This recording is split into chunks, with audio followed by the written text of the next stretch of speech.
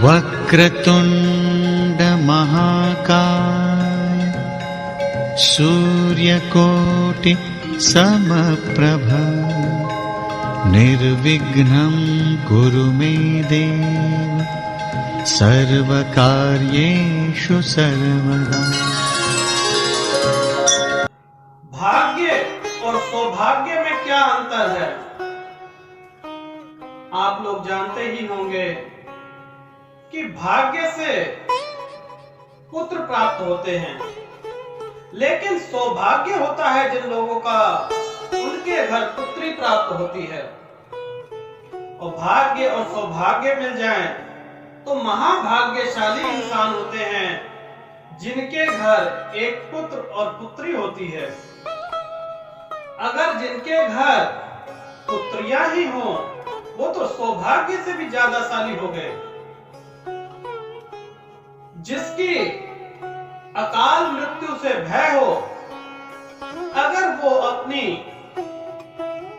18 साल से कम की उम्र की बेटी के साथ भोजन करते हैं तो उनको अकाल मृत्यु नहीं होगी। काल को भी हर लाती हैं। जानते ही होंगे आप लोग कि 9 दुर्गा कन्या में ही विराजमान है। इसलिए जिनके घर में कन्या होती हैं वो भी जश्न मनाया करें।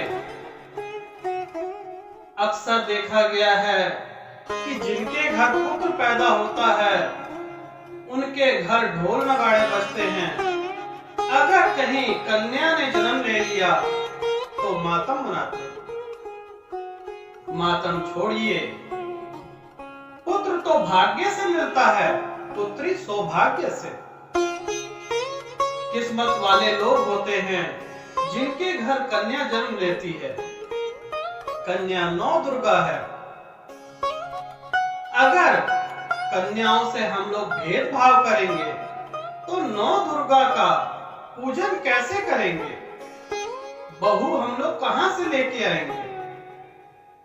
अगर बेटे होंगे ये तो भाग्यशाली बात है, लेकिन सौभाग्य आपके बहू के आने से तो होगा। बहू जब तक आपके घर में नहीं आएगी तब तक आप भाग्यशाली कैसे होंगे? आपके वंश की वृद्धि कैसे होगी? मां दुर्गा का ही स्वरूप है कन्या। आज का युग जो है थोड़ा डरावना जरूर है। अपनी बेटी को शिक्षा दें, उच्च शिक्षा दें, समझाएं।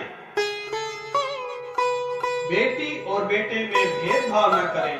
उच्च शिक्षा का माध्यम से हम लोग बेटी का अंतर, बेटी और बेटों का अंतर मिटा सकते हैं। आजकल तो वैसे ही हमारे दो का ही चलन है।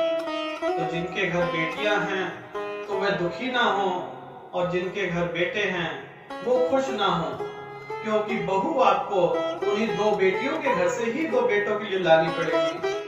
इसलिए खुशी आप तभी मना पाएंगे जब आपका बेटा घोड़ी चढ़कर ही जाएगा। घोड़ी चढ़ने के लिए एक बहू की आवश्यकता पड़ेगी, वो कन्या ही होगी। तो जानिए कि वो लोग भाग्यशाली होते हैं जिनके घर पुत्र पैदा होते हैं, और वो लोग महाभाग्यशाली होते हैं जिनके घर कन्या जन्म लेती है।